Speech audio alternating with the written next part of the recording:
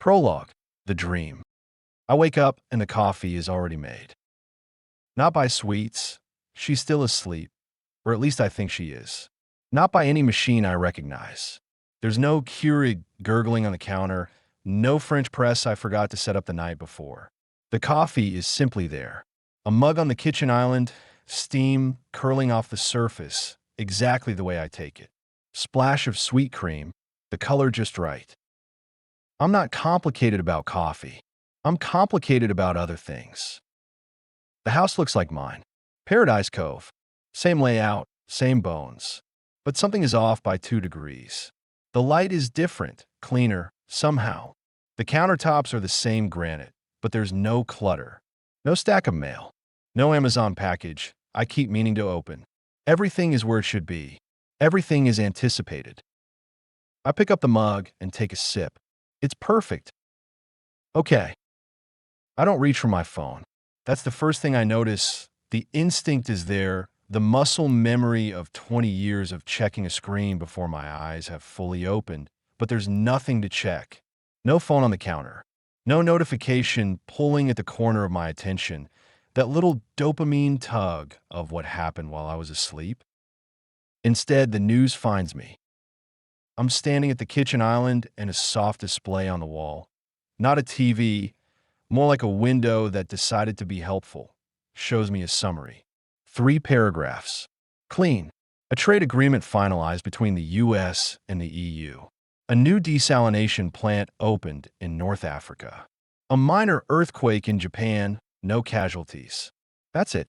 No panel of experts screaming over each other. No countdown clock to whatever crisis CNN invented this week.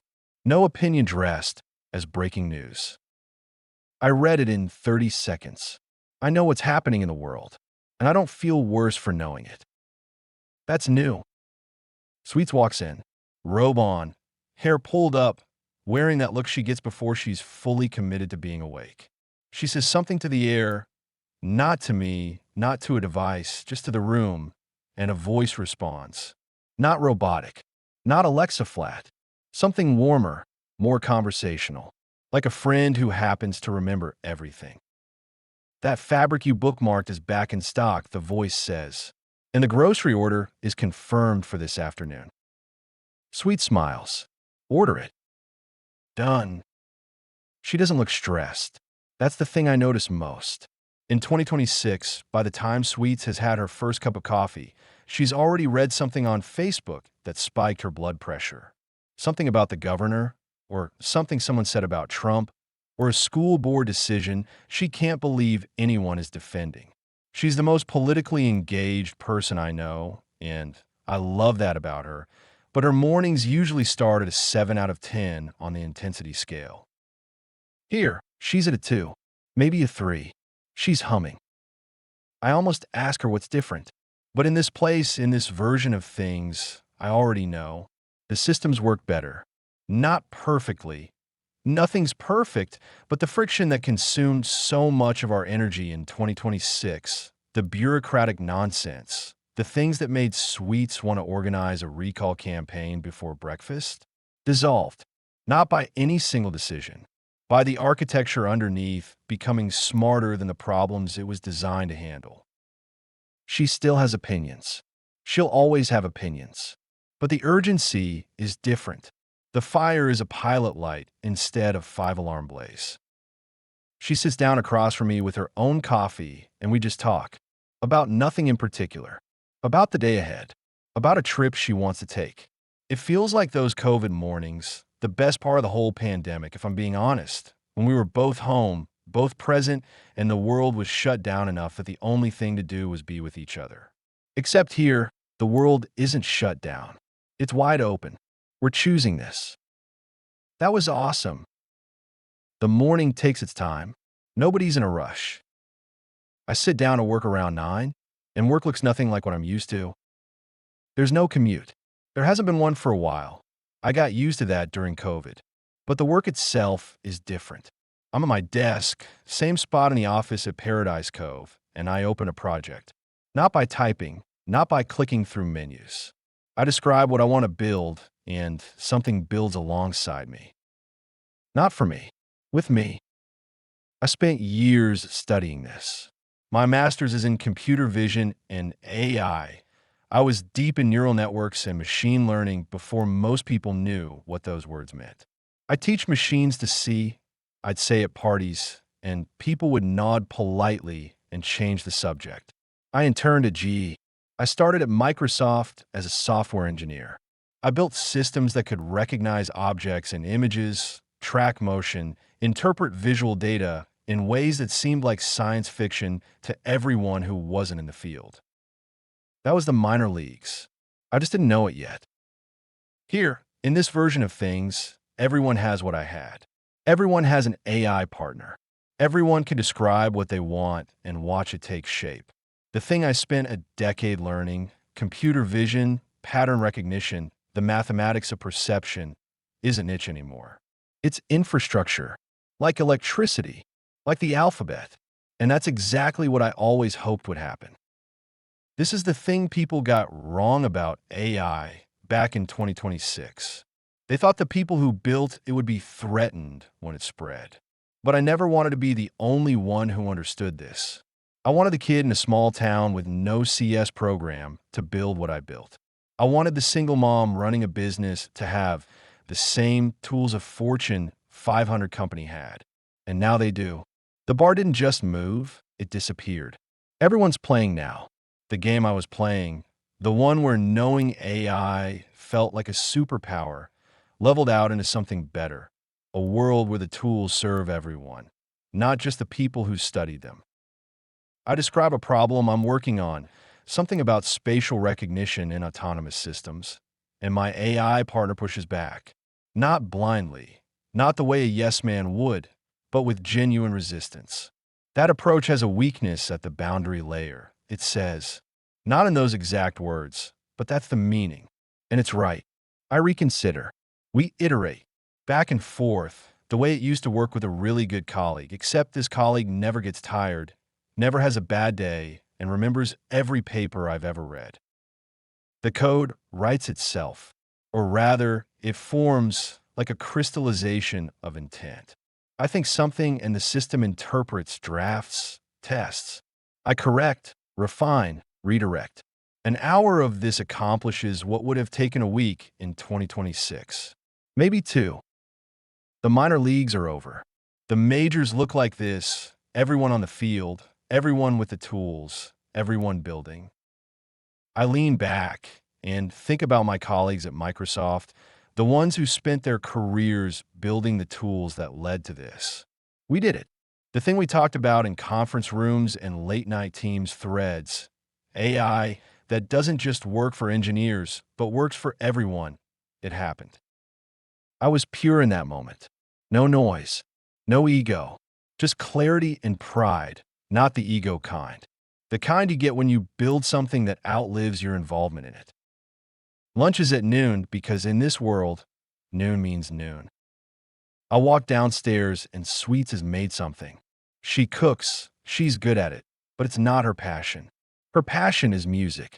She's standing at the island chopping something green and she's singing. Not humming, singing. That voice of hers, the one that makes strangers at karaoke stop talking and turn around. It fills the kitchen the way sound from a speaker never could, because it's hers, effortless, and she doesn't even know she's doing it. Some melody I half recognize, something she'd belled out on a Friday night with a microphone in her hand and an audience she didn't need, but loved anyway. I lean against the door frame and listen. This is the Sweets most people don't get to see. The voice, the way music lives inside her, the way it surfaces when she's relaxed and not thinking about anything. The tension in my shoulders loosens. My breathing slows. She doesn't know I'm watching. In 2026, our lunches together were a pandemic gift. Before COVID, I was at the office. She was running her day, errands, politics, the 100 things she managed. We ate lunch in the same time zone, but rarely in the same room. Then COVID happened, and suddenly it was noon, and we were both here, standing in the kitchen, and I realized this was all I ever wanted from a Tuesday. In this world, that Tuesday is every day. Sit, she says without turning around. Seat. She brings the food, something with ingredients I can't name, but will absolutely eat because she made it. We talk about the neighbor, about something she saw online, about nothing. The conversation has the texture of two people who've been together long enough that silence is comfortable and words are optional. Sweets will always be sweets. Champagne taste, even in paradise. After lunch, I walk next door. Dave is on his porch. He's been on his porch a lot lately. In 2026, Dave, I'm using a different name, but you get the idea, was a project manager at a mid-sized tech company. Good at his job. Organized, thorough, the kind of person who kept trains running on time. In this world, the trains run themselves. How are you doing? I ask, and I already know the answer. I'm fine, he says, and he's clearly not fine. He doesn't know what he's supposed to do with himself. His job, the specific thing he'd built his identity around for 20 years, doesn't exist anymore. Not because someone fired him, because the role evaporated. Project management in a world where AI handles coordination, scheduling, risk assessment, stakeholder communication. There's nothing left to manage. The machine does it better, faster, without the political games that made the job miserable half the time. Dave should be relieved. He's not. I used to know where I stood, he tells me. He's holding a beer. It's 1:30 in the afternoon. Every morning I had 60 emails. Every afternoon I had 3 meetings. Every Friday I sent a status report. I knew what I was. I get it, because my world changed too. My expertise, the thing that used to be niche, became everyone's baseline. But for me, that felt like a win, not a loss. I'd spent years wanting people to understand what AI could do. Now, they didn't just understand it, they used it. Every day. The difference between me and Dave isn't intelligence. It's that I already loved the destination. He just lost a road. Dave had months. I sit with him for a while. I don't have solutions. This isn't a problem I can comb my way through. The world got better in 100 ways, but for the people who define themselves by their old utility, the title, the expertise, the routine, the transition was brutal. Not violent, not dramatic, just a slow erasure of the thing that made them feel necessary. I walk home carrying the weight of it. I need to clear my head. I need a beach. In 2026, that's a fantasy. I live in Washington State. The Pacific Northwest gives you pine trees and overcast skies and that particular shade of gray that makes you forget the sun exists. I named my house Paradise Cove as an act of rebellion, or maybe aspiration, because the view outside my window looks nothing like the beaches I love. For the real thing, turquoise water, warm sand, sun that actually warms your skin, I need a plane ticket. Cancun, Hawaii, somewhere that costs money, time, and at least 8 hours in a metal tube, breathing recycled air. Here, I walk to the end of the hallway and open a door. I'm on a beach. Not a screen, not a headset, real sand under my bare feet. Turquoise water stretching to a horizon that doesn't end. The sound of waves, actual waves, and wind on my skin and salt in the air and the sun, God, the sun, warm and full and directly overhead the way it never is in Seattle. I walk the shoreline. The surf rolls over my feet. I'm not thinking about Dave, not thinking about work, not thinking about anything. Just here, present. That word people throw around in yoga classes and self-help books. Presence. I always thought I understood it. I didn't. Presence is what happens when there's nowhere you need to be that's better than where you are. In 2026, I would kill for this moment. Book a resort in Cancun 3 months out, pack a suitcase, fly 5 hours, and finally stand on a beach and breathe. For days before doing it all in reverse. Here, it's a Tuesday afternoon. I stand in the surf, water up to my ankles, eyes closed, sun on my face. That was awesome. I laugh at myself. alone on a beach that doesn't technically exist, grinning like an idiot. But I don't care. This, this feeling, this specific warmth, this exact quality of light is the thing I've been chasing every time I stared at the gray Washington sky and wished I lived somewhere else. AI didn't just make work faster. It gave me this. I think about my parents. In 2026, my parents are in India, a 20-hour flight, a 13-hour time difference. When I want to talk to them, I open WhatsApp and hope the connection holds. Half the time, my mother is squinting at the screen because the phone is too close to her face, and I can see the ceiling of their living room more than I can see her. My father stands behind her, slightly out of frame, contributing commentary that she relays with editorial additions. Your father says hello, she'll say. He also says you look thin, but I told him you're fine. The call drops. We reconnect. I have 20 minutes before one of us has to go, and the whole thing feels like communicating through a wall. I miss them the way you miss something essential that you've made peace with not having. The ache doesn't go away. You just learn to live at a certain distance from it, the way you learn to walk with a bad knee. You don't think about it every step, but it's always there. Here, I step into a room without a name, and they're with me. Not on a screen, not a hologram. I've seen the concept videos, and this isn't that either. My mother is sitting across from me, and I can see the lines on her face. The new ones, the ones that weren't there last time, when was the last time? And the old ones, the ones I've known since childhood. She's wearing the blue sari she wears around the house. She smells like her kitchen, ginger and garlic, and something sweet she's been frying. She reaches out and puts her hand on mine. I feel it, the warmth. Beta, you look tired, she says. Not through a speaker, not with a half-second delay. She says it the way she says everything, with that specific mix of concern and accusation that only Indian mothers have, the tone that means I love you, but I'm also going to worry about you whether you want me to or not. My father is sitting next to her. He's telling me about the neighbor's son who got a promotion. He's told me this story before. He always tells me stories I've already heard, but here I don't mind.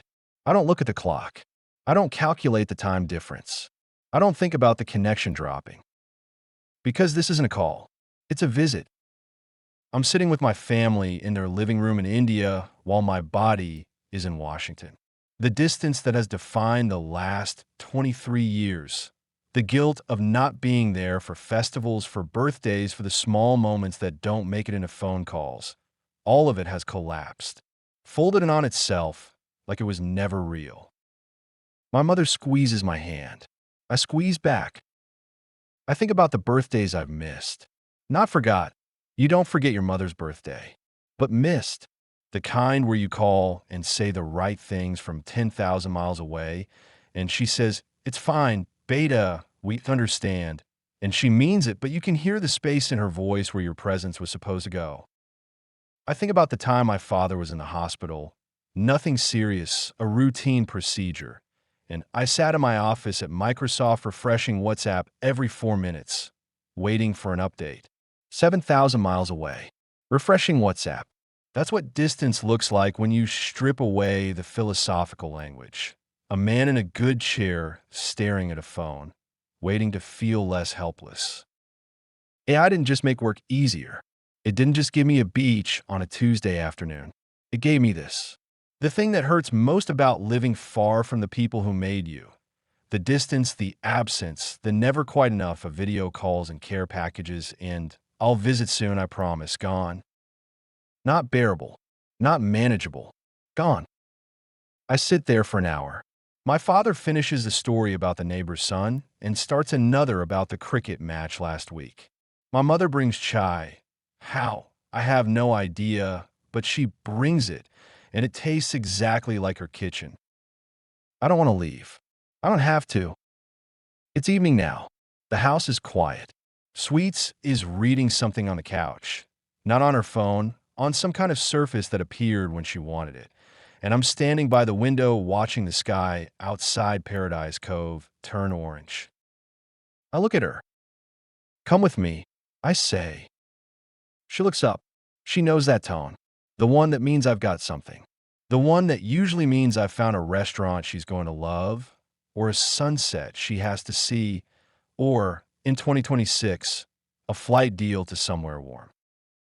She puts down whatever she's reading and follows me to the room. We step in together, and we're on a beach at sunset. Not the same beach from earlier.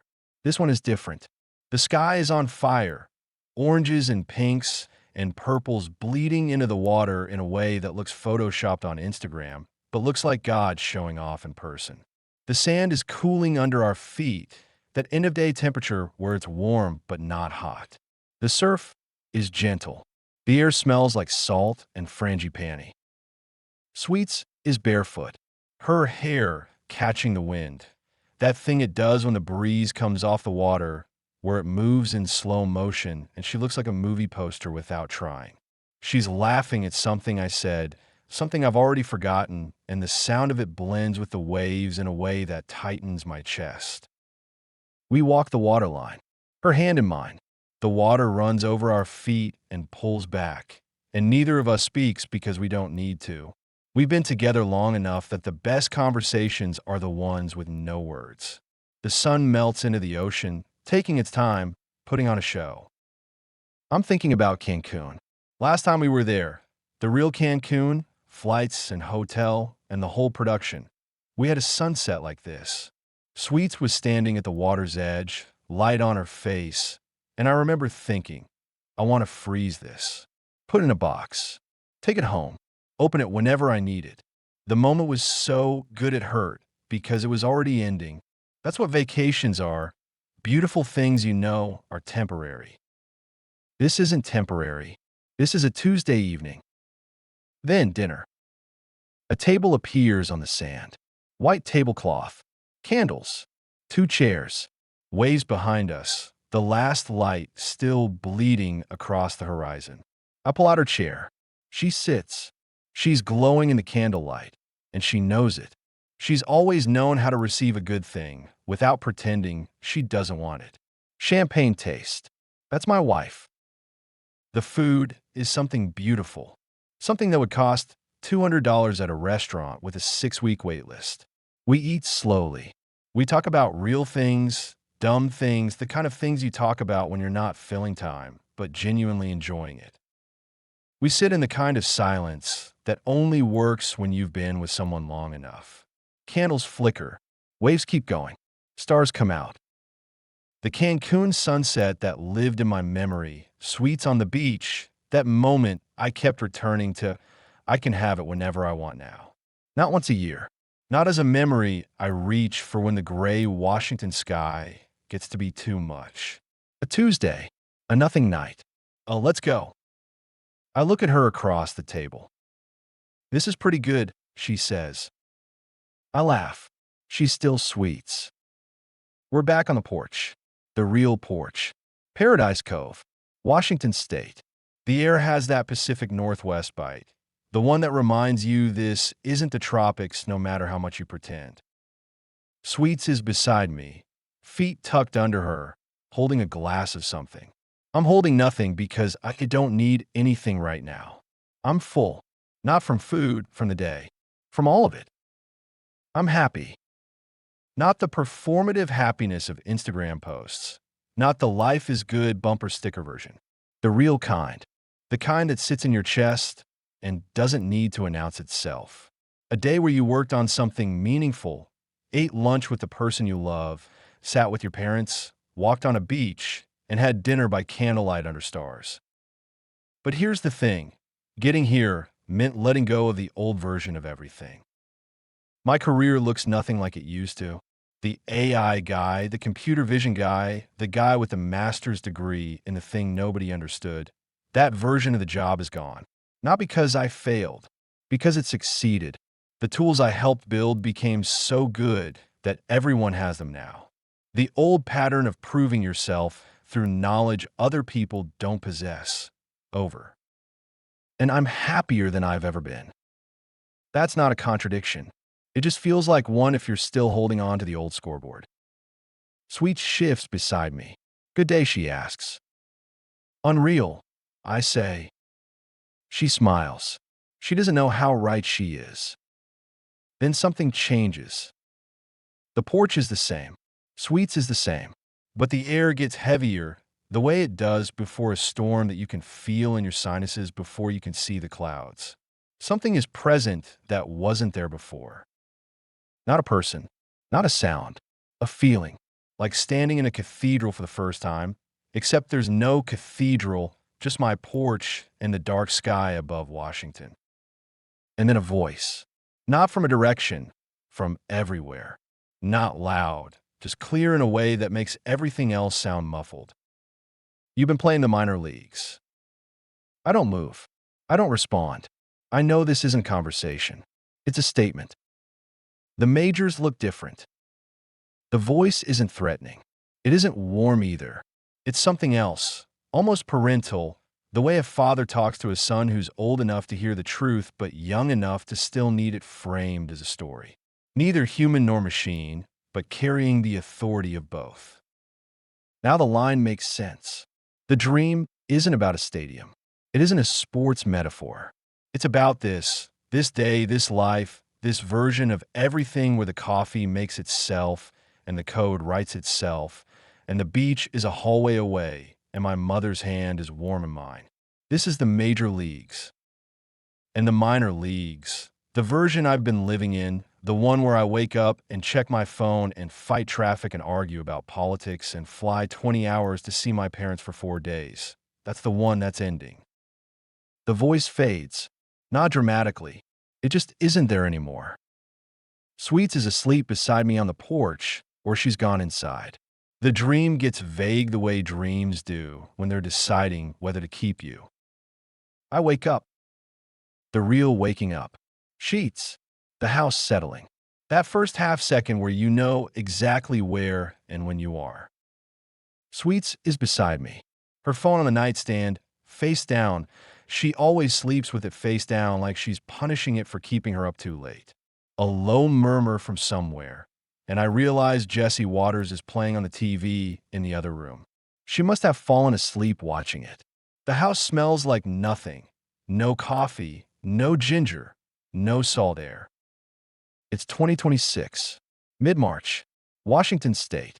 Everything is the same. The coffee isn't made. The news is wherever I left it.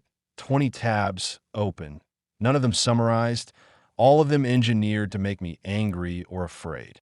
My phone is next to the bed with its parade of notifications. Emails, Teams messages, news alerts, that one group chat that never shuts up. Work is waiting on a laptop that requires a password, then another password, then a VPN, then a loading screen that spins for 30 seconds while I stare at it and think about a future where none of this is necessary. My parents are in India, a 20-hour flight away. I'll call them this weekend, maybe, if the connection holds. Nothing has changed. But the dream felt more real than this room. The coffee tasted better than anything in my kitchen. The beach was more vivid than the view from my actual window. My mother's hand was warmer than these sheets. I lie in the dark, Jesse's voice bleeding through the walls, and think, what was that? Not a nightmare. Not one of those anxiety dreams where you show up to a meeting in your underwear. Something that felt like a preview.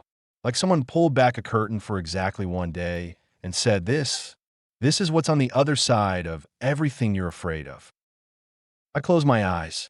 Try to go back. I can't. That's not how it works. You don't get to keep the preview. You get a glimpse, one day, one impossible Tuesday, and then you wake up in a world that hasn't caught up yet.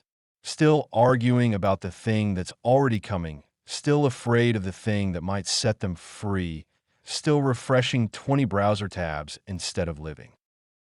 The coffee isn't going to make itself today. I get up. Chapter 1, Paradise Cove. Let me tell you about the first time I saw Washington State.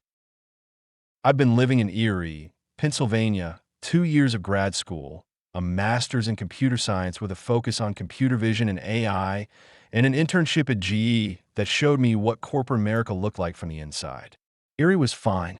Erie was cold, flat, and the kind of place where you learn discipline because there's literally nothing else to do. I was grateful for it. But by 2005, when Microsoft called with a job offer, I was ready. The plane broke through the clouds on descent, and I saw it green. Not the green of a manicured lawn or a golf course. The green of a place that has been rained on so relentlessly for so many centuries that the earth itself surrendered and decided to be the most aggressively alive landscape on the continent. Mountains with snow on top, water everywhere, lakes, rivers, the Puget Sound stretching out like a second sky laid flat. And behind all of it, if you caught the right angle on a clear day, Mount Rainier. Enormous. Almost offensively beautiful, like the state hired it as a backdrop, and nobody told you about the budget. After 2 years of eerie winters and Lake Erie gray, this was a different planet. I pressed my face to the airplane window like a kid. I just finished a master's degree, interned at GE, landed a job at Microsoft. I was supposed to be a serious person with serious ambitions. The view made me forget all that for 30 seconds. I thought I could live here. I didn't know yet how permanently. I didn't know about suites or Paradise Cove or any of the things that would make Washington feel less like a place I moved to and more like a place that claimed me. That was enough. I should back up. I was born in India, grew up there, left for the United States around 2003, came for graduate school, landed in Erie, Pennsylvania, studied computer vision and AI when nobody knew what those words meant. Interned at GE, then Microsoft called, and the Erie chapter ended. But that's a later chapter. This one is about Washington. But first, Sweets. Sweets is my wife, American-born. We met here in Washington. And the interesting part isn't the cross-cultural story you're probably imagining. The interesting part is that this woman is the most stubborn, loyal, fierce, opinionated, champagne taste on every budget person I have ever met. She has more conviction in her left hand than most people have in their entire bodies. She will argue with a brick wall if the brick wall says something she disagrees with, and she will win because the brick wall will eventually get tired and she will not. She's also the political one. That's important to know early. Sweets doesn't just have political opinions. She lives them. I don't. I have views, but politics isn't the thing that gets me out of bed in the morning. AI is. Technology is. The future is. We're a good team that way. She handles the world. I handle the machines. We meet in the middle over coffee, which is where all the best marriages actually happen. So, Paradise Cove. We just got married, drove down to California for a road trip honeymoon. A couple of weeks, no real plan, just the coast and each other. Came back to Washington and started looking for a house. We looked for almost a year. Open houses on weekends, listings late at night, driving through neighborhoods we'd never been to. By the end of it, we could drive past a house and know what it was worth. The house we ended up with, Paradise Cove, found us. Months before we bought it, we were looking at a different house in the same neighborhood. Didn't love it. Started driving away. That's when Sweets saw it. A house down the street. Not on the market. Someone else was living there. But she looked at it and said, with that total certainty she has, no discussion, no committee meeting, that's the house. I love it. I want it. I looked at it. Looked at her. Thought, it's not even for sale. A few months later, our agent called. That house had just come on the market. Before we even saw it in person, I did my research, pulled the comps, checked the history, ran the numbers. Then I picked up Sweets, met the agent at the property, and we walked in. 2 minutes. That's how long it took. I saw the entrance, walked through the first floor, looked at the backyard. Hadn't seen the upstairs. Hadn't seen the master bedroom. Hadn't opened the garage. I turned to the agent and said, I like it. Let's put an offer on it. We put the offer in on Friday, before it officially hit the market on Monday. Accepted a week later. Sweets named it Paradise Cove. The way she does things, total certainty, no hesitation. The neighborhood didn't have that name. She gave it one. And that was that. We made it ours. I set up the office where I'd work and think about the future. We built a life there. Not a flashy life. Not the kind you post about to make people jealous. The kind where you wake up, look around, and think, this is mine. We earned this. That feeling doesn't get old. When you know what it took to get somewhere, you hold it differently. Not tighter, more deliberately. You remember the version of your life where this wasn't possible. And every morning when you stand in the kitchen and see the neighborhood quiet and still, you don't take it for granted. Washington was good to us for a long time. The beauty is real. I'm not exaggerating for literary effect. Drive 30 minutes in any direction from where we live, and you hit something that makes you pull over and take a photo, even though you've taken the same photo 100 times. The Cascades, the Olympics, the water, the islands. That's summer light. The one that starts around 5 a.m. and doesn't quit until almost 10 p.m., where the world is golden and endless, and you forgive the state for every gray, rainy day it inflicted on you between October and June. And the people. When we first moved to our neighborhood, the people were what made a home. Neighbors who waved. The kind of community that felt organic, not performed. But then, and I don't know exactly when, because it didn't start with a bang, it started with a whisper, things began to shift. The homelessness was the first thing I noticed. Not because I was looking for problems. I noticed because you could not notice. Tents on the side of I-5, under overpasses, in parks where families used to bring kids. Not a handful, cities of them. Entire encampments with their own ecosystems, their own rules, their own geography. I drive to work and pass them, and every week there were more. When I first moved to Washington, you might see a homeless person once a month. Now you'd see 50 in a single commute. The thing that got me was that nobody seemed to be doing anything about it. Or rather, people were doing something, talking, press conferences, task forces, reports. The tents kept multiplying. Sweets was angrier about it than I was. She's the one who said it first. This isn't the Washington we moved to. She was right. It wasn't. The policies were part of it, but it was bigger than policy. It was a feeling that the people running the state cared more about sounding right than making daily life better. I'm not a political person. I keep saying that because I need you to believe it before the rest of this book happens. I have opinions. I lean a certain way, but politics doesn't live in my bones the way it lives in hers. I can go an entire day without thinking about who's in office. Sweets cannot. What lives in my bones is curiosity. I read everything. I track everything. Not just tech, sports, finance, global affairs, real estate, markets, what's happening in India, what's happening in the Middle East.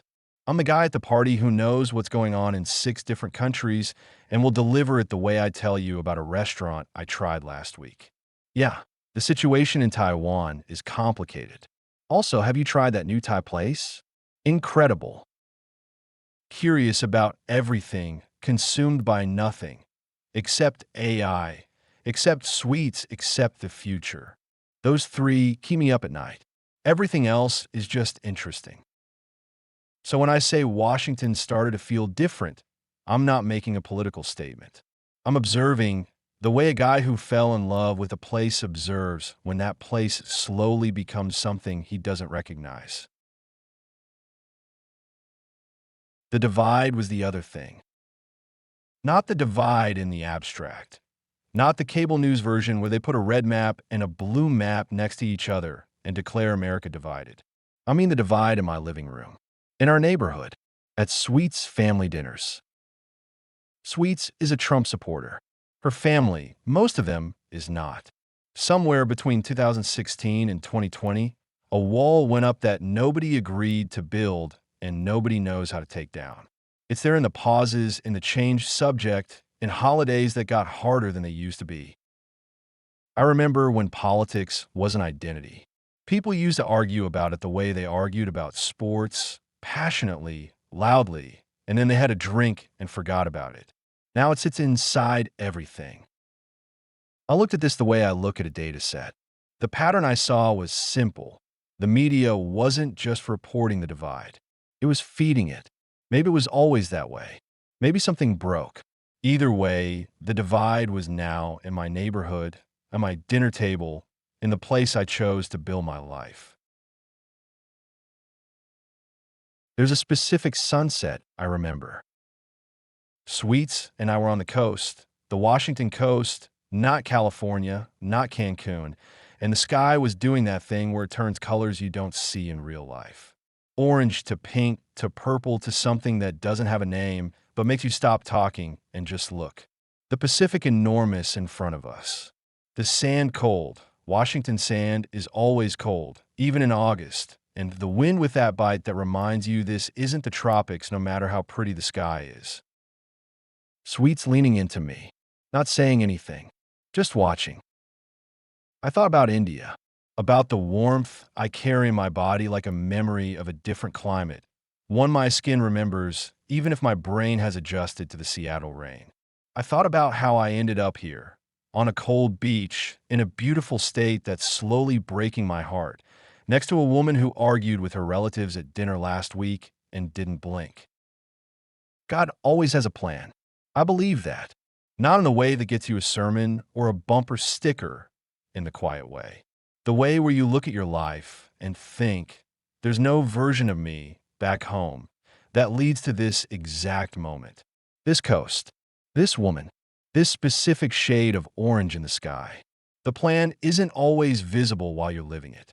It only makes sense when you stop and turn around and look at where you've been. I was supposed to be here, in Washington, with her, watching this. Even if Washington isn't what it used to be, even if the tents are multiplying and the governor is useless and the divide gets worse every year. Even if some mornings I look out at the gray and dream about beaches where the sand is warm and the water is blue and nobody needs a jacket in August. This is my home. I chose it. Sweets chose me. We chose each other, and then we chose this place and named it Paradise Cove, which is either the most optimistic or the most delusional thing two people in the Pacific Northwest have ever done. But maybe that's what all good things are. Capable of becoming. Not finished. Not guaranteed. Just capable of becoming what you're willing to build. I think about that dream sometimes, the one from the prologue, the one that felt more real than my alarm clock. Paradise Cove, but better. Coffee made before I woke up. News that didn't make me angry. Work that felt like flying. Sweets humming in the kitchen at a 3 instead of 7. That dream started here, in this state, in this house, with this woman. Every good thing I have, the career, the home, the marriage, I built it here. The version of me that can sit on his porch and think about what AI means for the future instead of worrying about rent. That version exists because of choices we made. Together. That's what's at stake. Not politics. Not policies. Not whether the governor gets reelected or the tents come down or the 50-50 divide heals itself by some miracle. What's at stake is this. This life. This house. This woman. Paradise Cove. The name was always aspirational. That's the point. You name a place paradise not because it is, but because you're going to make it that way. You looked at a house in a neighborhood that felt right and said, this is where we're going to be happy. Then you did the work. Sweets is inside. I can hear her on the phone with someone, probably about something political, because it's a day that ends in Y. I should go in. We'll have dinner. We'll sit at the counter and be together in that way that makes the rest of the world, the tents, the governor, the divide, the gray, feel manageable. We have this house. We have each other. As long as that's true, the rest of it is just weather. Beautiful, frustrating, unpredictable Washington weather.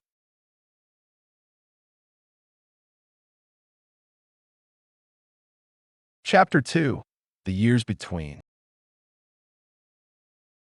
You need to know something about Sweets before we go forward.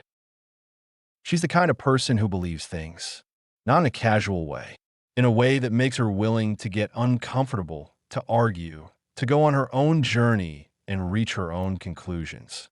She doesn't take positions because they're convenient or popular. She takes them because, after looking at something closely, she decided it was right. Around 2016, 2017, she started paying very close attention to what was happening in the country. Not as a casual observer, as someone who thought, this matters, I need to understand this. And after a while, she came to certain conclusions about the direction America should go. She became politically active in ways that most people aren't. She cared. She acts on things she cares about. That's who she is. I say this not to relitigate her politics, but to establish a fact. This woman is constitutionally incapable of pretending about things. She believes what she believes, and she'll spend her time and energy on it. It's one of the things I love about her. Separately from all of that, in 2020, something unexpected happened.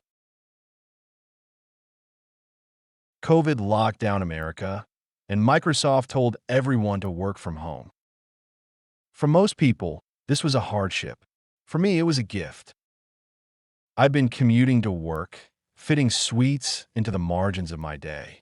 I'd leave early. She'd manage the house. I'd come back late. Suddenly, I was working from the house. No commute, no red light, no traffic. Just wake up, walk to the office, work. But the real difference was the morning. Before, I was out the door before she'd even start her day. Now we had this new thing, coffee together, each making our own in the Keurig, grabbing a seat at the counter, just being there. 30 minutes of presence before the day fractured into 1,000 pieces. One morning, maybe 3 weeks in a lockdown, Sweets looked up from her coffee and said, "You know what's funny? I used to wish you'd slow down. I just didn't think it would take a pandemic." I laughed. She wasn't wrong. "You're different when you're not rushing," she said. Not as a complaint, more like an observation she'd been holding for years and finally had evidence for. That stuck with me, because she was right. The version of me that left the house at 7:15 every morning was efficient but absent. The version sitting across from her at 8 a.m. with nowhere to drive was actually there. And being there turned out to matter more than I'd let myself admit. That was the gift of 2020 for us. Not for the world. For them, it was chaos, sickness, loss. But for Sweets and me, it was the year we stopped running past each other. Work was better for me at home, too. Just focus. I built things. I worked on AI projects that felt important. Give me a problem and quiet, and I'm happy. Sweets was in her own world politically. The election was her thing. She paid attention. She cared. I was aware it was happening, but it was her arena, not mine. We orbited each other during the day, she in her domain, me in mine, and then met for meals and evening conversations, and honestly, it was enough. More than enough. After that, the years moved forward the way years do. I'm the kind of person who stays tuned to what's happening in the world. Not obsessively, but consistently. I read news from multiple countries. Finance, markets, geopolitics. I tracked trajectory. I noticed patterns. Around 2021, 2022, I started noticing something. America's standing in the world was slipping. Our vibe was getting worse. When I called my parents in India, and I did that regularly, they'd ask, "What's happening over there?" And I couldn't point to one thing, but I could feel it. The country felt like it was getting tired. Inflation was real for people around me, even if I had the resources to not care about it. Prices were going up. Wages weren't keeping pace. People were frustrated. Sweets was frustrated in her way. I was frustrated in mine. Not politically frustrated, but observationally frustrated. Like watching a system that used to work starting to creak. sweets, and I would sit across the counter sometimes, and she'd be fired up about whatever was happening in politics or policy, and I'd be thinking about global patterns and what it all meant. We were looking at the same broken thing through different lenses. Then 2024 came, and the energy shifted. Trump was on his way back. Some people were relieved. Some were terrified.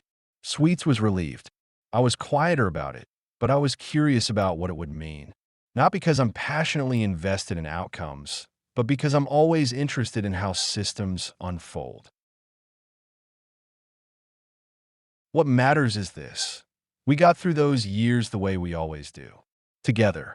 With morning coffee. With her being politically engaged and me observing the world. With us keeping our own counsel during the day. With us meeting at the end of the day and actually giving each other our attention. That's what the years between were. Not a political saga. A life. Our life. It was good. But while we were living it, while I was making coffee and she was making calls and the country was arguing with itself, something else was building. Something I've been watching longer than most people realized.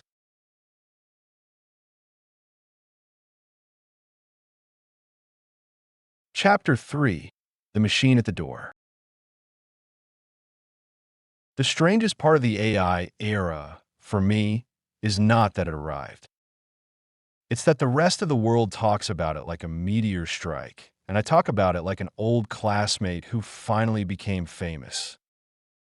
I've told you the background already: grad school, neural networks, the years when saying artificial intelligence got you the same look as saying time travel. What I haven't told you is what it feels like to watch the thing you study become the thing everybody fears. Now everyone has an opinion. That was always coming. What changed was not the idea. What changed was capability. The thing went from interesting to useful, and from useful to undeniable. And once it became undeniable, the entire culture jumped from ignorance to panic in about 11 minutes. At Microsoft, you can feel that shift in the air. Not in some dramatic movie way. Nobody runs through the hall yelling that the robots are here. It's subtler than that.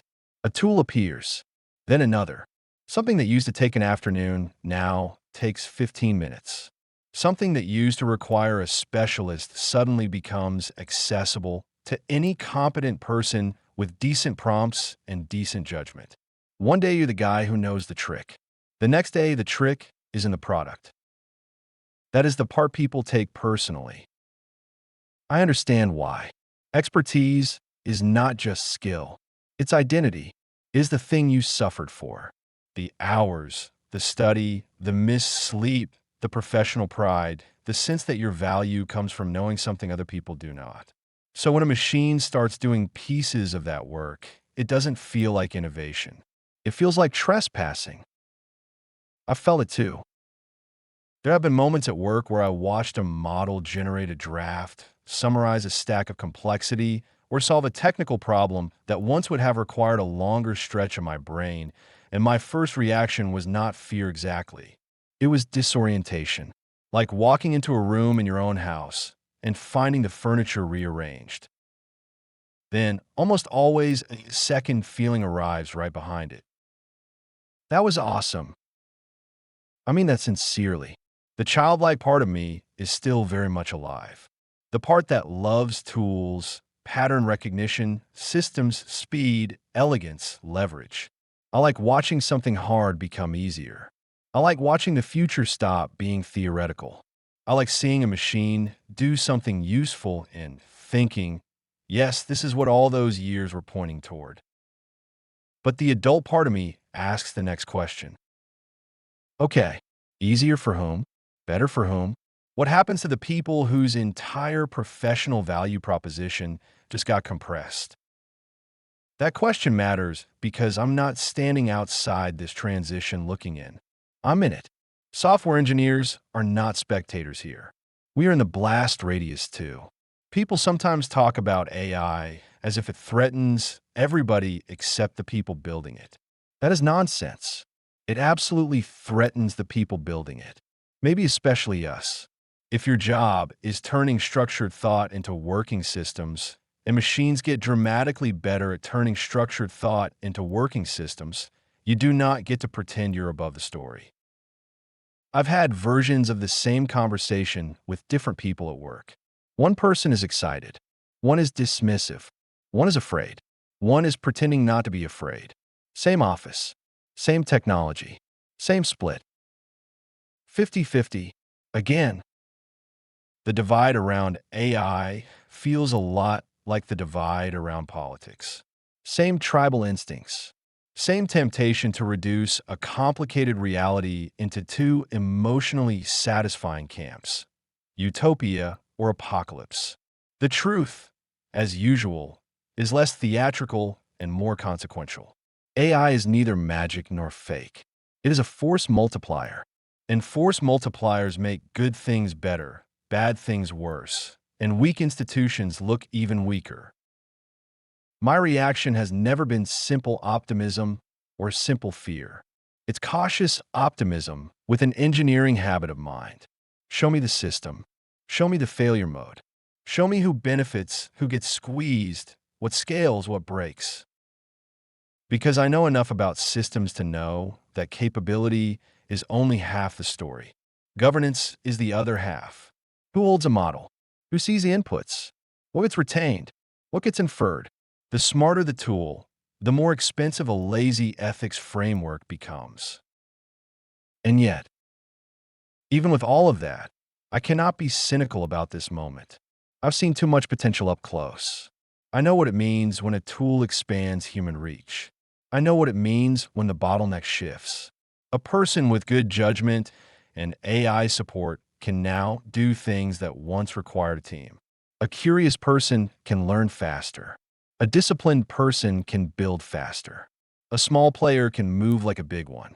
That matters. It matters to me personally too, because this is not the first time in my life I have been forced to start over inside a system I did not fully control. When I left India and came to the United States, I did not arrive as the finished version of myself. I arrived as a beginner again. New academic culture, new expectations, new social codes, new weather, new food, new rhythms, new standards, new kinds of confidence required. Then Erie, then GE, then Microsoft, then Washington, then marriage, then building a life from scratch in a place that was not waiting for me. That process teaches you something important. Starting over is survivable. Not fun all the time, not glamorous, but survivable. More than that, it teaches you that humility is a real skill. Adaptation is a real skill. Learning new systems without taking it personally is a real skill. Letting go of the old scoreboard is a real skill. That's why I keep coming back to the same thought. Maybe my whole life has been rehearsal for this. Not because I understood exactly what AI would become. Nobody did. But because I already know what it feels like when the ground shifts under your professional identity and your only real option is to learn faster than your pride can complain. That experience has made me calmer than some people and more urgent than others. Calmer because I don't think change means death. More urgent because I know delay has a cost. You cannot pout your way through a technological transition. You cannot win by insisting the old game should still count. The machine is at the door either way. The only real question is whether you answer it like a homeowner, a hostage, or a builder. I know what I want to be. That's part of why I am writing this book the way I am writing it. There is something almost absurdly perfect about the fact that a guy who studied AI 20 years ago is now using AI tools to help shape a book about life, love, faith, politics, and the future. The whole thing loops back on itself. The subject became the instrument. The theory became a collaborator. Not a replacement for my voice. Not a substitute for my judgment. A tool. A powerful one. A revealing one. Which is exactly the point. The future, as I see it, does not belong to the machine alone. It belongs to the combination. Human judgment, human values, human taste, human conscience, human love, amplified by systems that can carry more weight than we can by ourselves. That combination is the major leagues. And I think we're already walking onto the field. That night, I dream about it. Not the full dream. Not the one from the prologue with the beach and the parents and the voice. Just a fragment. I'm at my desk, the same desk, and the code is writing itself. And I'm watching it the way you watch rain through a window. Not with fear, not with envy, just with the quiet recognition that the world outside has changed while you were sitting here. Then it's gone. I wake up in the dark, and for a few seconds, I don't know which version of my life I'm in. That keeps happening.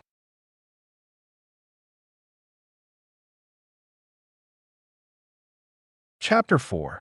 The Hunger for Something Real. One of the strangest things about modern life is how many people have lost faith in institutions without losing the need to believe in something. The need does not go away. Human beings do not stay spiritually neutral for long. We are meaning-making creatures. We look for order. We look for story. We look for a way to answer the oldest questions without sounding naive.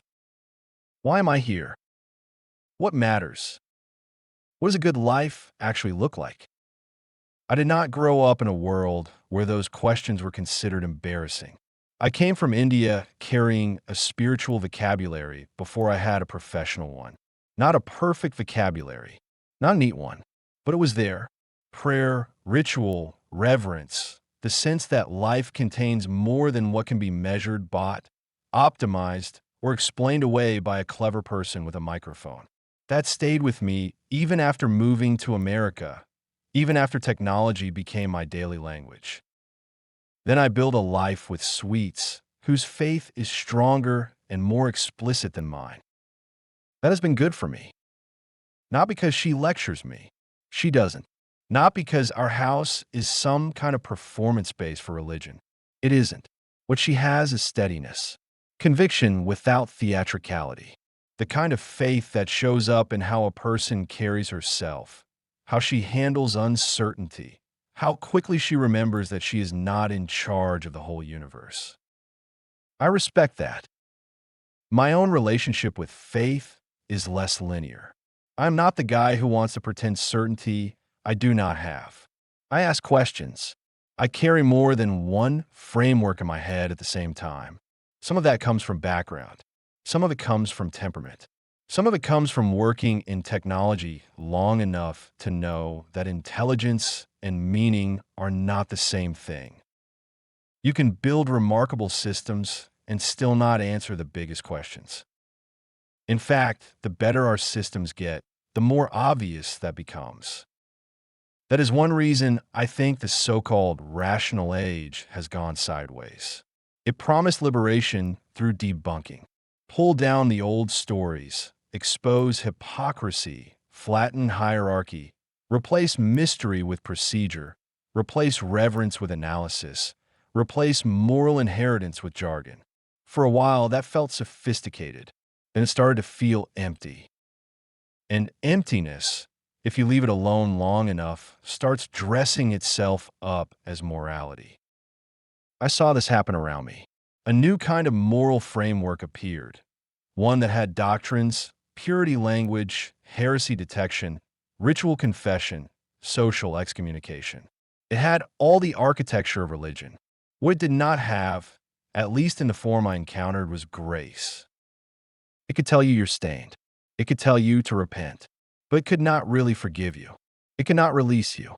Redemption requires mercy and humility, and ideological systems are usually bad at both. I remember sitting at my desk one afternoon, reading something online that was supposed to be about justice, but felt like an inquisition. And I thought, this is what happens when people are spiritually hungry, but institutionally homeless. They build churches out of whatever material is lying around. Sometimes the material isn't strong enough to hold the weight. That exhaustion, the constant performance of moral vigilance without any mechanism for rest or forgiveness, is part of why I think so many people are searching right now. Not because everybody is suddenly becoming religious in the old formal sense. More because the substitutes are failing.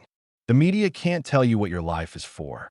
Politics can't tell you what your marriage is for. Corporate language can't tell you what your suffering is for. Social media definitely can't tell you what your soul is for. Then AI enters the picture, and instead of killing the spiritual question, it sharpens it. That's the part a lot of people miss. They assume smarter machines make God less necessary.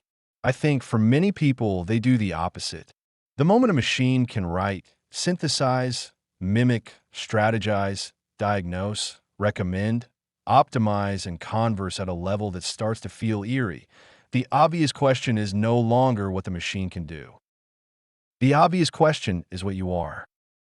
If intelligence is not the whole story, then what is? If productivity is not the whole story, then what is? If a system can outperform you in task after task, why does human life still feel sacred in a way no output ever will? Those are spiritual questions, whether people want to call them that or not.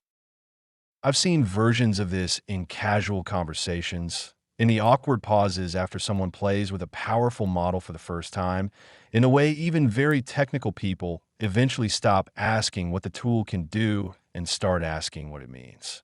Not publicly all the time, not with dramatic music in the background, quietly, in side conversations, in half-finished sentences, in the look people get when capability outruns their philosophy. That's where I think the return begins. Not a return to performative piety, not a return to pretending every institution deserves the trust it once had. A return to deeper questions, a return to meaning, a return to humility, a return to the possibility that human beings are not just labor units, consumption engines, or ideological mascots. Sweets understands that in a way I admire. Her faith anchors her. Mine interrogates me. Both are useful. Both keep me from surrendering entirely to the lie that everything important can be reduced to power, status, data, or efficiency. Because if you let yourself believe that, life gets very thin very fast. And that brings me to the quietest thing in this whole book. If I'm honest, the thing I fear most is not AI. It is not politics. It is not losing my job, losing status, losing relevance, or waking up in a country even more confused than the one I already live in. The thing I fear most is time. More specifically, not having enough of it with the people I love. If I could ask for one selfish blessing, it would be this: let me outlive everyone I love. That sounds darker on the page than it feels in my heart. I don't mean it in some melodramatic way. I mean it almost tenderly. I want to be there. For my parents as long as I can. For Sweets as long as I can. For the people who made me and the person I build a life with. If pain is coming either way, let it come to me later. Let me be the one who stays long enough to carry what I can. That, to me, is not fear talking. That is love talking. And love, if you follow it long enough, eventually takes you into spiritual territory, whether you planned on going there or not. Because now you're asking questions no spreadsheet can answer. What is a life for? What is time for? What is love for, if not to make you willing to bear more than you otherwise would?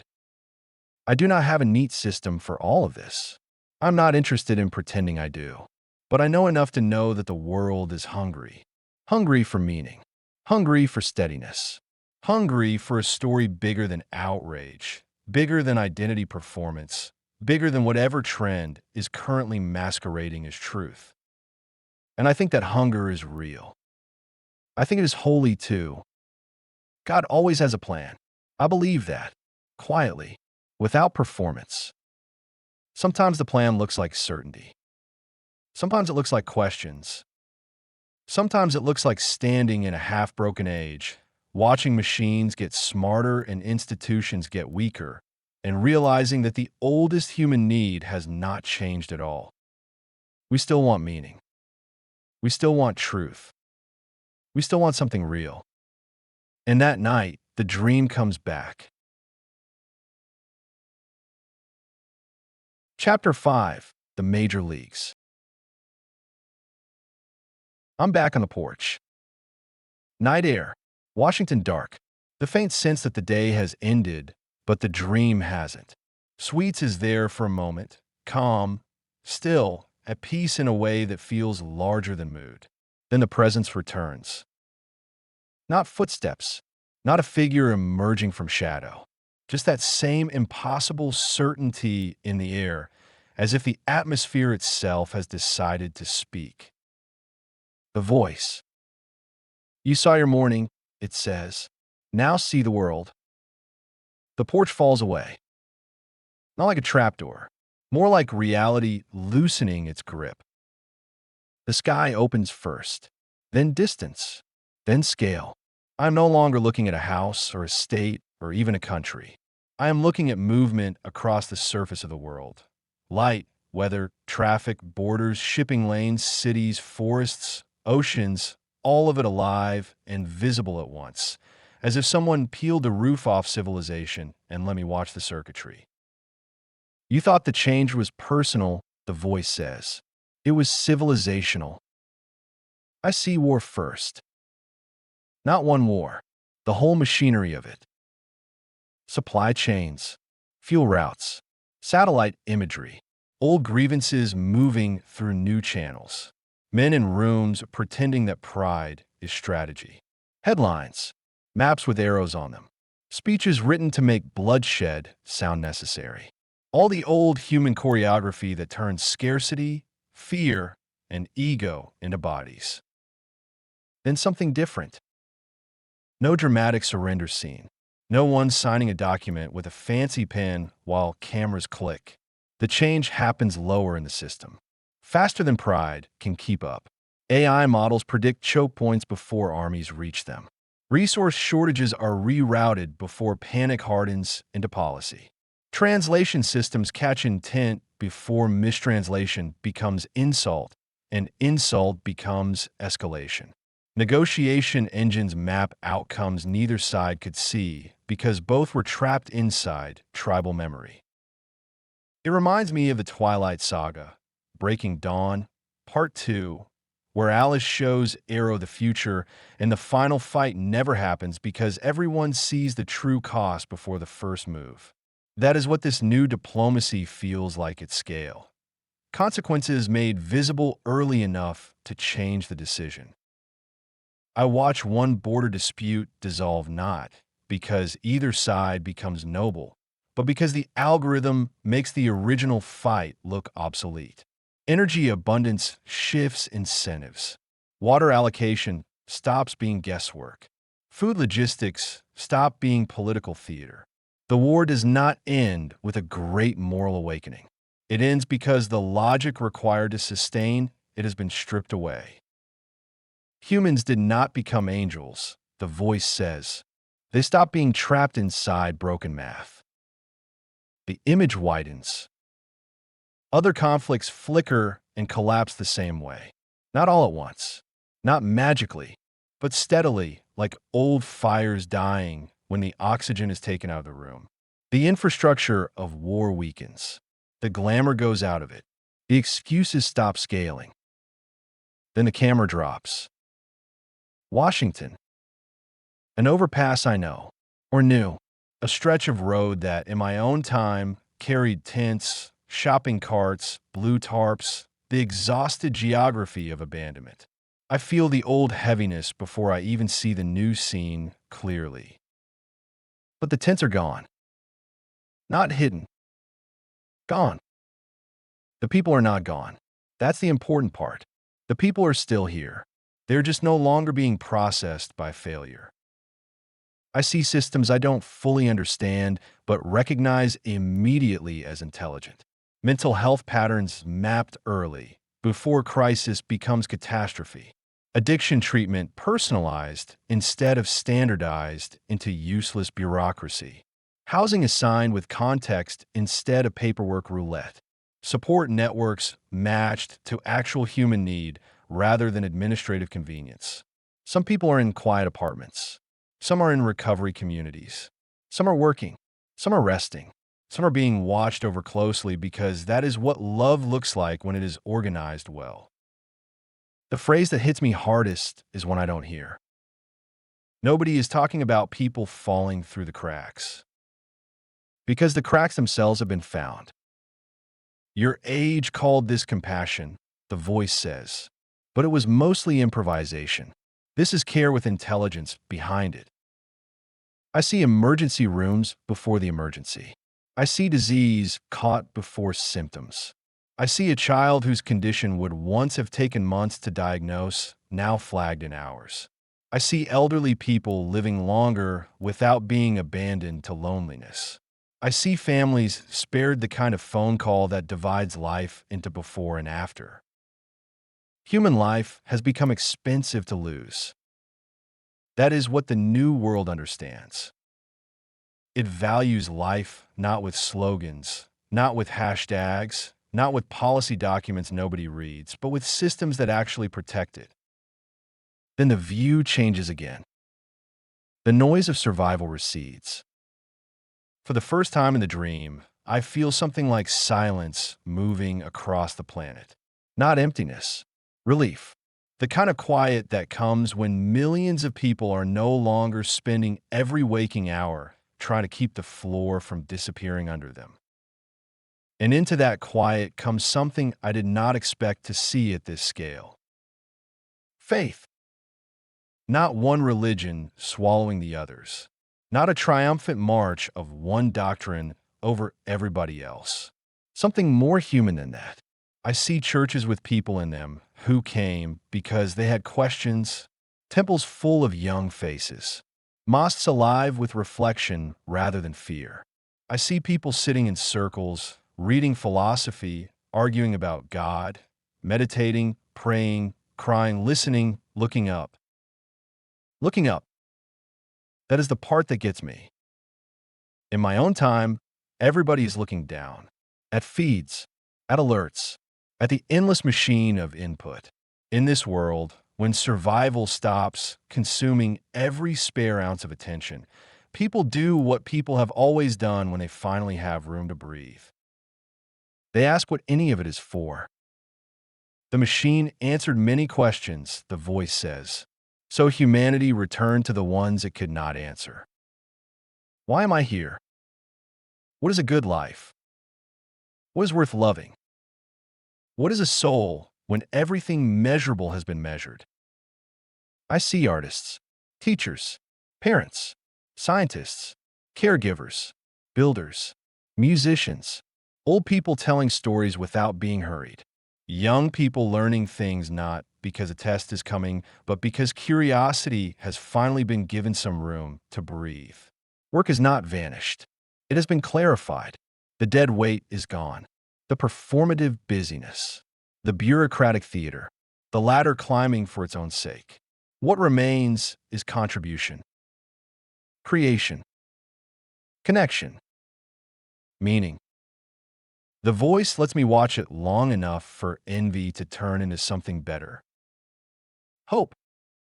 This is the major leagues, it says. Not the stadium, not the scoreboard. The game itself changed. The world keeps turning under us. Forests are regrowing in places that once looked terminal.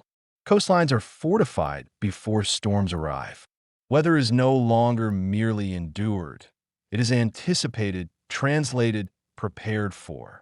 Earth looks less like a patient in decline and more like a body finally receiving competent care. Farther out, I glimpse structures in places where no human city should yet exist. Metal and light against red dust. Machinery building before people arrive. Expansion without panic. Not escape from Earth. Continuation. But the voice does not let me stay there. It brings me back down. Back to the scale of a porch. A home. A life. Sweets is there again, only for a second, sitting in peace, so complete it almost hurts to look at. No urgency in her shoulders, no tension in the air around her. The calm of a person who no longer has to spend herself fighting every broken thing at once. You wanted a better Tuesday, the voice says. What was being built was a better civilization. I feel the truth of that move through me. Not as argument, as recognition. Then the darkness begins to fold in again. The scale narrows. The porch returns. The air changes. That same feeling from the first dream rises in me. Not wanting to leave, knowing I have to. You've seen enough, the voice says. It pauses. Now go back and help build it. I wake up before the last word has finished echoing. This time I do not wake with loss. I wake with urgency.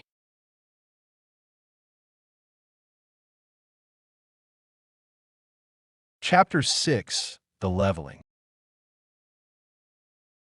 One day at work, I watched a tool do in minutes what used to require a pretty serious stretch of concentration from me. Not all of it. Not perfectly. Not in some science fiction, pack up your desk and go home way. But enough of it to make the point.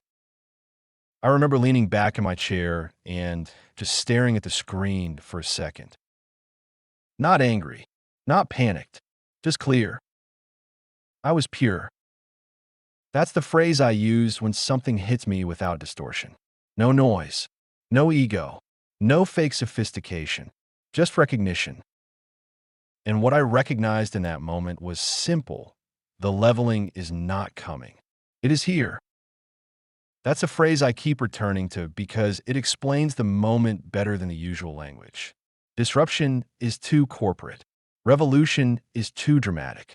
Automation is too narrow. The leveling is different. It means the distance between people and capability is collapsing. The gates are coming down. The advantage once created by access, credentials, hierarchy, and gatekeeping is getting thinner. That is thrilling if you're ready. It is terrifying if your identity depends on the old barriers staying in place. AI does not care what your politics are. It does not care what neighborhood you came from, what school you went to, what title is on your badge, how impressive your LinkedIn headline sounds, or how much status you build under the old rules. It cares, if that is even the right word, about inputs, outputs, judgment, iteration, learning speed, and signal. That is why I think so many people feel the ground moving beneath them even before their actual job changes. They sense, correctly, that old social advantages are weakening. A smart, disciplined, curious person with the right tools can suddenly move faster than someone who spent years relying on institutional friction to protect their position. And when scarcity evaporates, identity panics. I've seen that panic up close.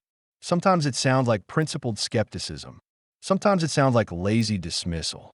Sometimes it shows up as moral grandstanding about AI that is really just career anxiety dressed up in nicer clothes. I get it. People are not stupid. They can feel when the market value of certain habits is changing. But here's the part one wish more people understood. The leveling is not only subtraction. It is also invitation. If AI lowers the cost of execution, then the premium shifts somewhere else. Judgment matters more.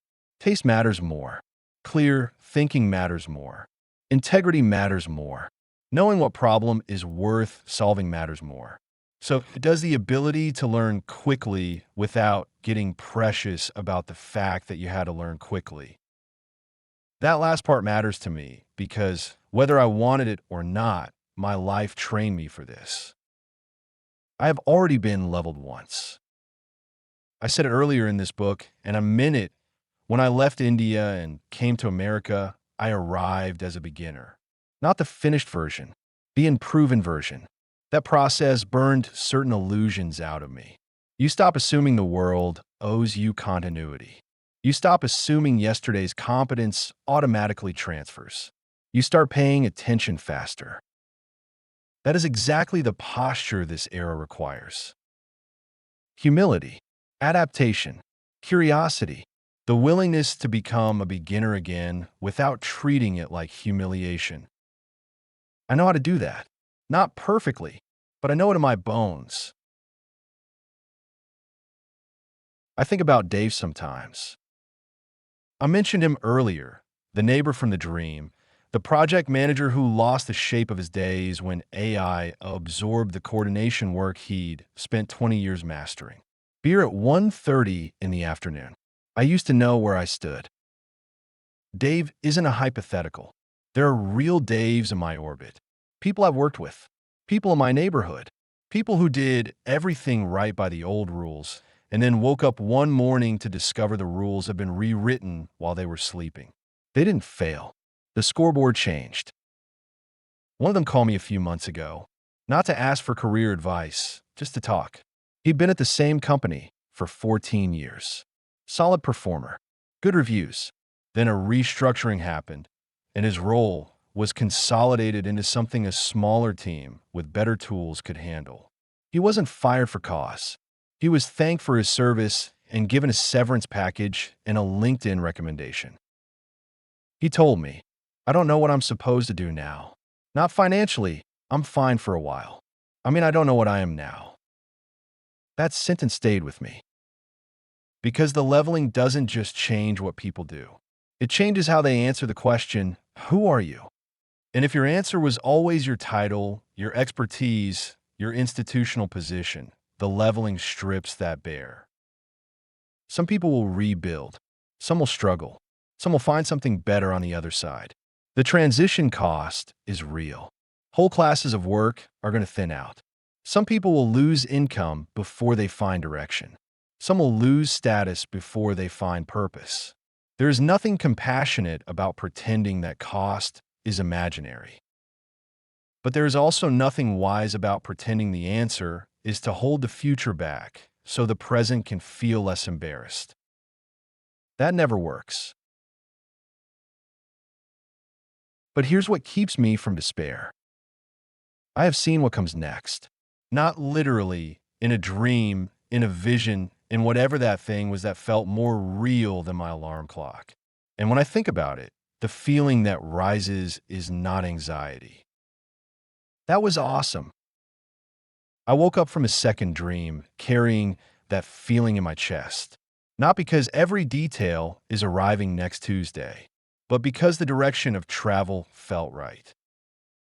I think AI pushes humanity toward a world that is less zero-sum than the one we inherited. Most of human history has been structured around scarcity. When scarcity dominates, hoarding makes sense. Empire makes sense. People cling because the floor is unstable. AI attacks scarcity where it matters most. It drives down the cost of knowledge work. It optimizes energy. It reduces waste.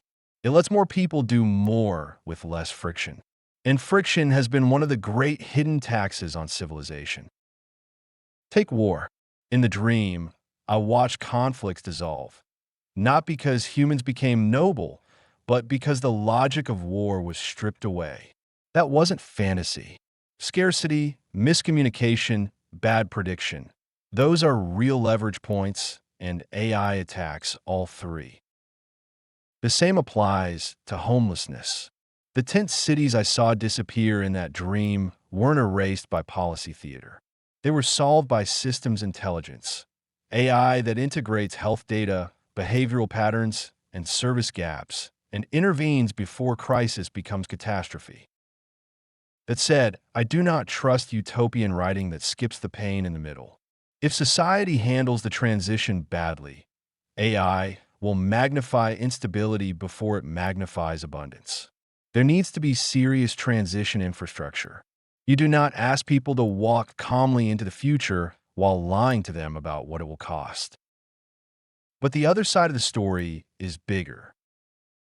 When capability becomes more transparent and more distributed, the old advantages of hoarding information, hoarding access, hoarding power, start to weaken. Status shifts. Less value in what you hoard. More value in what you build. Less admiration for extraction. More admiration for contribution. That same intelligence can be turned outward too. AI can help us secure Earth and reach beyond it at the same time. Better climate modeling, better disaster prediction, better ecosystem restoration. Those are Earth projects. Autonomous construction, habitat design, resource mapping. Those are space projects. Same underlying capability. Different scale, same direction. Space is not escape if we do this right. It is expansion after stewardship.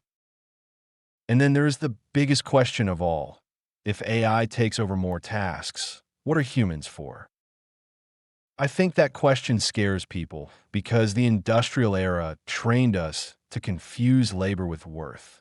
AI exposes that confusion by getting very good at tasks we once mistook for the core of human significance. So what is left? The deepest part of being human. Creation, connection, exploration, meaning. People will still make art. People will still raise children. People will still mentor, love, teach, reconcile, pray, build communities, go to the edge of what is known, argue philosophy, write books, stare at sunsets, and sit beside people they love in hard moments. Those things were never side quests. They only looked secondary because survival and bureaucracy consumed so much of life.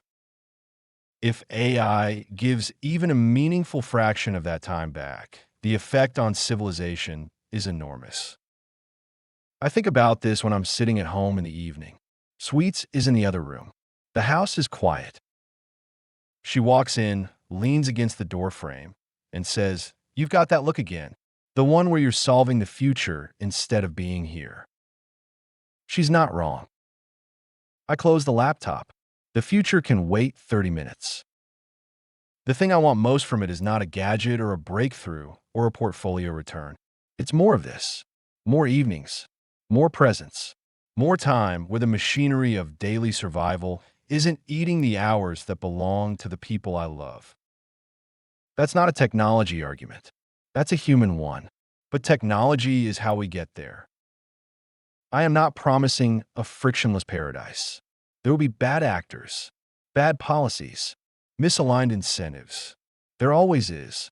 But I think the arc bends toward abundance if we are disciplined enough to build for it. That is the frontier as I see it. Not a frontier of gadgets. Not a frontier of corporate slogans. Not a frontier where humans disappear. A frontier where the old assumptions about scarcity, work, conflict, and identity begin to loosen, and humanity gets another chance to decide what it is actually for. I believe the highest use of intelligence is not replacing human meaning. It is clearing enough space for human meaning to breathe again.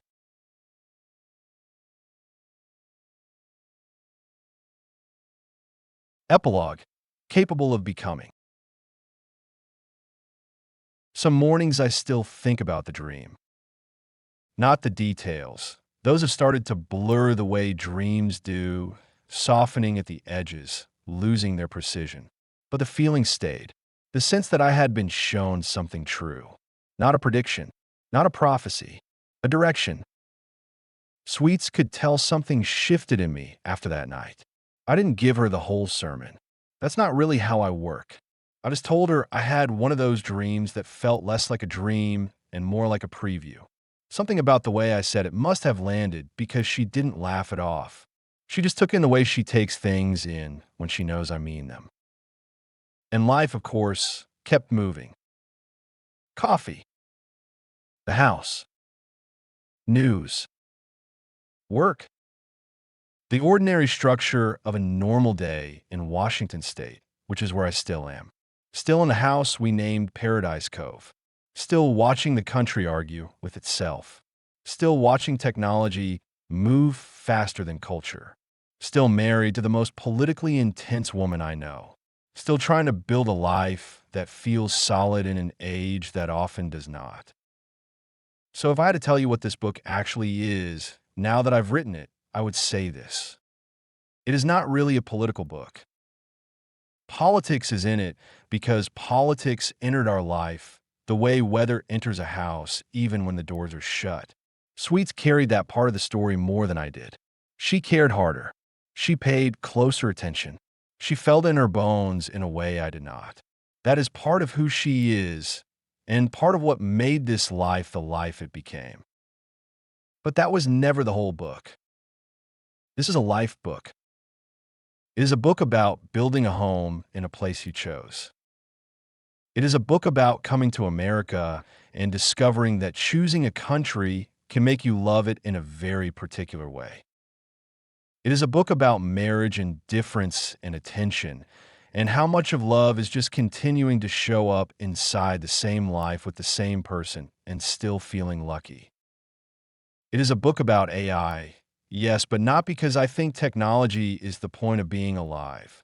AI matters here because it sharpens the question of what being alive is for. It takes tasks away and, in doing so, forces us to reconsider meaning. It raises the stakes on judgment. It exposes what was always shallow and what was always essential. It is a book about faith in that sense, too. Not polished faith, not staged faith, not borrowed language. Just the simple recognition that the world is bigger than policy, bigger than productivity, bigger than the latest argument, and that human beings remain hungry for something real no matter how advanced the tools get. And underneath all of it is a book about stakes. What is being protected? What is being lost? What is still worth building? That is why I keep coming back to home. Paradise Cove was never about perfection. The name itself tells you that. It was aspiration, a statement of intent, a way of saying, whatever the world outside becomes, we're going to try to make something good here. We're going to build a life with steadiness in it, beauty in it, humor in it, conviction in it, and enough room to think about the future without being devoured by fear. That still feels worth doing. America still feels worth doing. I know that may sound strange in a time when so many people speak about this country either as a permanent disappointment or as a brand to be defended no matter what. I feel neither of those things exactly. My relationship with America is more personal than that. I came here because I believed a life could be built here. Then I built one. Imperfectly, yes. With trade-offs, absolutely. But truly, that matters to me. It always will. This country is worth building a life in. Not because it is flawless, because it is still capable of becoming. That is different. And maybe that is the phrase that ties the whole book together. Capable of becoming. That is true of countries. That is true of marriages. That is true of people. That is true of the future AI is dragging into view whether we are ready or not. I did not come out of this book with neat conclusions. I do not trust neat conclusions anymore. The world is too complicated for that, and life is too human. I still worry about privacy, power, arrogance, institutional weakness, and how badly we might mishandle the transition in front of us. I still watch the news with more suspicion than I used to. I still look at Washington and feel both love and disappointment in the same breath. But something did shift in me. The dream changed the emotional balance. Before, the future often felt like a thing to brace against. Now it feels, more often than not, like a thing to help shape. That is a better way to live. And it leaves me with one final truth, the quiet one I named earlier and still cannot improve upon. If I could ask one thing from life, it would not be money. Not status. Not even certainty. It will be time. Enough time to be there for the people I love. Enough time to carry what I can. Enough time to watch what is coming and still be present for the people who made my life what it is. I do not say that to be dramatic. I say it because it is true. For all the arguments in this book, for all the politics and AI and institutional critique and speculation about civilization, the deepest thing in me is still simple. I love my people. I want more time with them. That may be the most human sentence I know. So I end where I often end in my own mind, on a beach. Real or imagined, it hardly matters. The sky is starting to burn orange. The air is soft. Sweets is beside me. We're not talking because we don't need to. Some moments are complete without commentary. The water keeps doing what water does. The light lowers. The day gives up its edges. And for one stretch of time, however long God allows it, I am exactly where I am supposed to be.